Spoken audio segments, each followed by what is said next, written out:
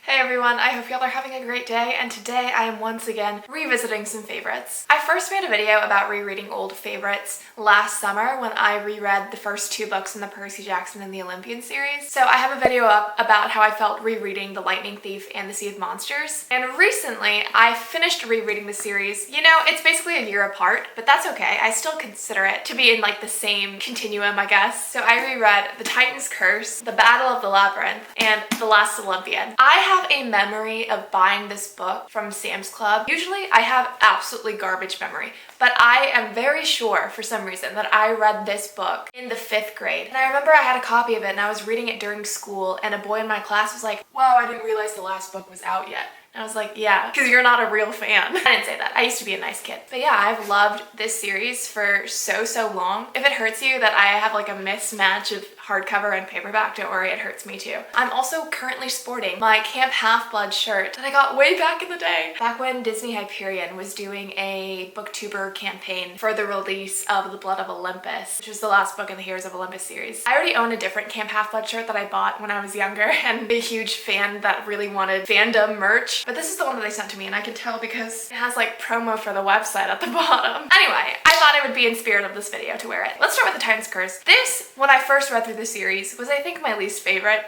because for obvious reasons, there's no Annabeth. By the way, there are going to be spoilers in this video. This series has been out and completed for over a decade now, so I feel like if you had any inclination within the past decade to read this series, you would have read it already. So yes, please don't get mad at me if I spoil things for you. So I didn't really love The Titan's Curse when I was in elementary school reading it for the first time because Annabeth is gone for almost the entire book. And I feel like every girl who considers themselves rather intelligent reading this series resonated with Annabeth. They thought they were Annabeth. It's really funny because my suitemates and I were all Zooming together last week or something, and we ended up for some reason talking about Percy Jackson, and two of us in our suite were independently rereading it. So I was rereading these three, and my other suitmate had finished rereading this series and was currently in the process of rereading the Heroes of Olympus series. But basically we're talking about the series and like our childhood memories of it. We all loved Annabeth. We all thought we were Annabeth. We all were in love with Percy. But at the same time, we also all thought that we were daughters of Poseidon, which doesn't make a ton of sense. And it was just so funny because we all thought that. And it makes me curious, like, is this a common experience? Did we all think, if you were a young girl who considered yourself smart, who likes boys, did you think you were Annabeth and think you were in love with Percy, but then weirdly think that you were also a daughter of Poseidon? I don't know, but that's very much how I felt. Back to The Titan's Curse. The first time I reread the series, so the first time that I visited again after a couple of years had passed, I loved this book, and I think this was my favorite of the series. And looking back on it, I still think it's so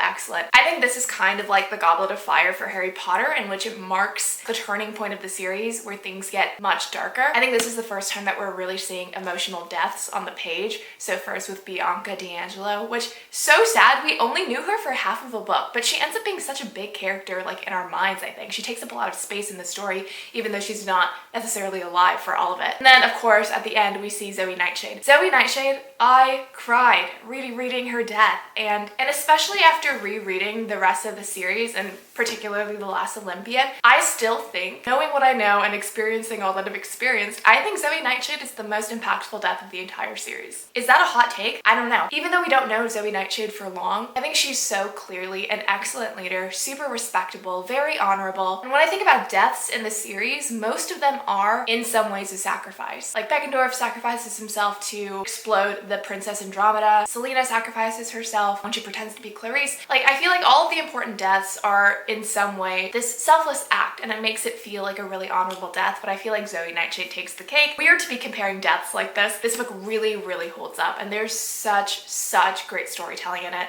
I just love it so much. It's iconic. We first meet Rachel Elizabeth Dare at the Hoover Dam. It's the first time Grover gets like the sense that Pan is alive and that he really needs to actively be searching for him. It's the first time that we meet the Hunters. I also think it's like the first time that we truly interact with Talia, because I think in The Sea of Monsters we end it with just her being alive again. The way that this book lays so much ground for the rest of the series it's iconic. Love this book. I really agree with my past self that it's one of the best of the series. Maybe the best of the series. I don't know. Is this a video of Unpopular opinions? Maybe. Next up, the Battle of the Labyrinth. The first time going through the series when I was in elementary school, this was my favorite. It was either this or The Sea of Monsters. I really enjoyed this book. For some reason, in my mind, I remembered Rachel being their guide through the labyrinth a lot earlier in the book, but it doesn't happen until like past 200 pages.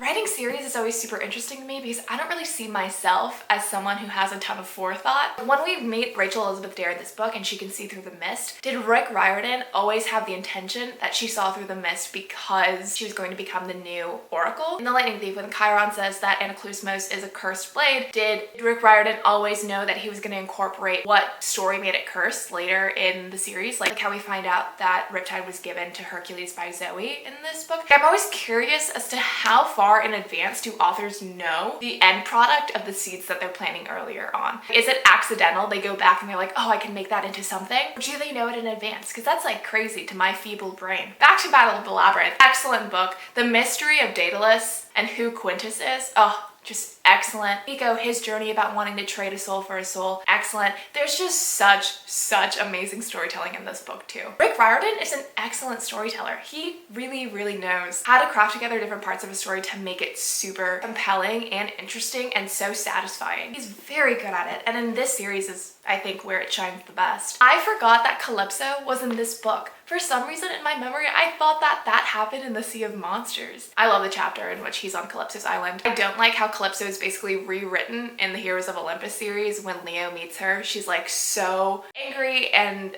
bitter and sassy, and like she is so the opposite in this original series. She's so elegant, she's so graceful, she's so kind. It honestly makes me very upset that she's written so differently in the second series. I can't remember if there was an explanation for it, like if she's just fed up about how much she's been betrayed, but honestly, you've been betrayed for millennia, Calypso, so why is it that between these two series that you've suddenly changed? I think The Labyrinth is so exciting. It's an excellent plot device, so ingenious. You can pop in and pop out anywhere. You can make your story go anywhere. It's like this incredible mystery box with limitless possibilities where you can make anything happen, and it's reasonable within the rules of the world. It's a genius device. And Rick Riordan, of course, uses it super expertly. Something I also didn't remember until I revisited this was that Annabeth and Percy end on really bad terms. They're like not speaking to each other because Annabeth still has Luke loyalties, and it's just very angsty and uncomfy. And then finally, let's talk about The Last Olympian. When I first read through the series, I thought this was a fantastic ending. For some reason this time around, I wasn't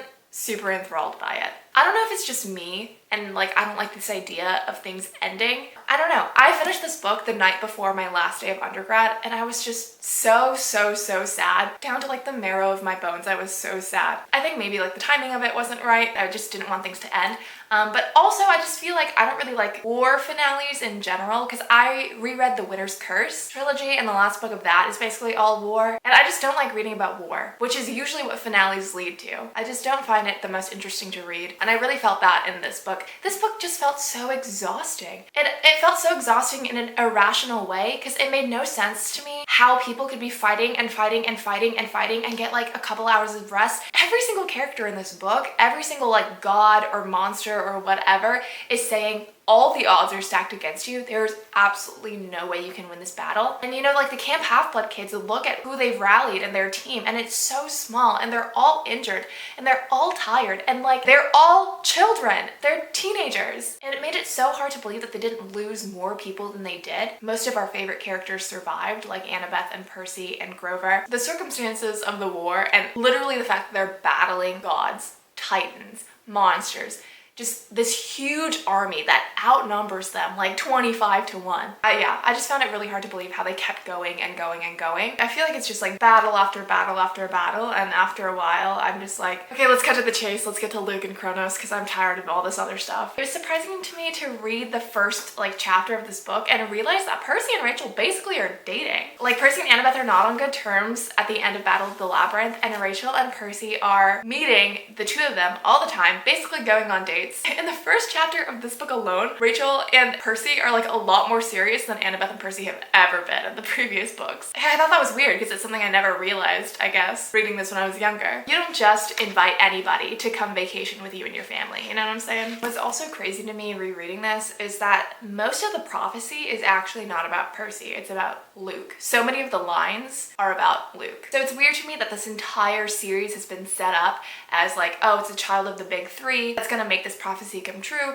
But really, what does the child of the big three do, right? He makes one choice. Like, he makes the choice to give the blade to Luke. But Luke is the actual hero of the prophecy. He's the one who's active and has done everything to get up to this point to make this one decision, this one self-sacrifice that's gonna win the war. So that was also a weird realization that Percy is not actually the biggest hero in this series, even though the first line of the prophecy makes it seem like he is. Something else that I felt differently about when rereading this book was Selena. Percy is so into this idea of honoring her. Like, one of the Stoll brothers are like, oh, I heard that, you know, she was actually and Percy cuts him off. He says something like, she was a hero. That's it, the end of the story. He doesn't want to open this discussion about Selena being the spy. And yeah, they're just really trying to convince everyone by the end that Selena died a hero. And maybe she died a hero, like in those last circumstances, but the amount of damage she caused by being a spy, the amount of betrayal she conducted, is that really forgivable by this one attempt trying to prove herself? She technically caused the death of her own boyfriend. Can you imagine having that on your conscience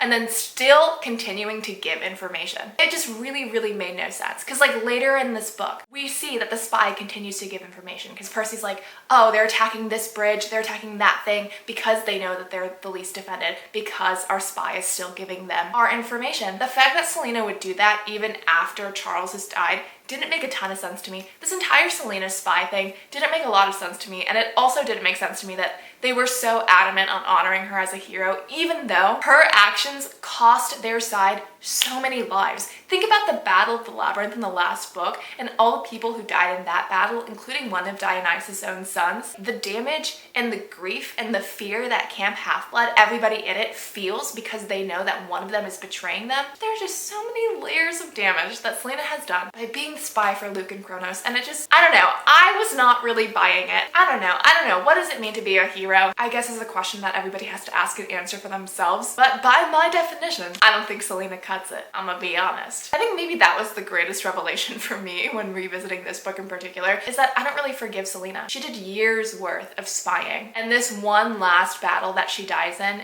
I'm sorry, is not gonna erase that. I'm sorry, I just gotta speak my truth. So yeah, this is actually probably not my least favorite, The Lightning Thief is my least favorite. This is my second to least favorite of the series, honestly. Those are my thoughts on rereading the last 3 books of the Percy Jackson and the Olympian series. It's still a fantastic series. I can't believe that something I loved as an elementary school kid is something I still love as a college graduate. The fact that Rick Riordan has taken 2 really classic things, Greek mythology and the hero's journey, and made it into something so refreshing and funny and interesting, that deserves a lot of credit. And I'm here to give it to you, Rick Riordan. You're killing it in this series. This is probably your life's best work. Not to shade everything you've written since, but this series is untouchable. So those are my thoughts on rereading The Titan's Curse, The Battle of the Labyrinth, and The Last Olympian. Let me know if you think my opinions are hot takes or if you've reread this series recently. Also, let me know, did you think you were a child of Poseidon? I literally live by the ocean, so I feel like I deserve some kind of claim over being a child of Poseidon, you know? I'm feeling like a little territorial about it. Thanks so much for watching. I hope y'all have a fantastic day and happy reading. Bye!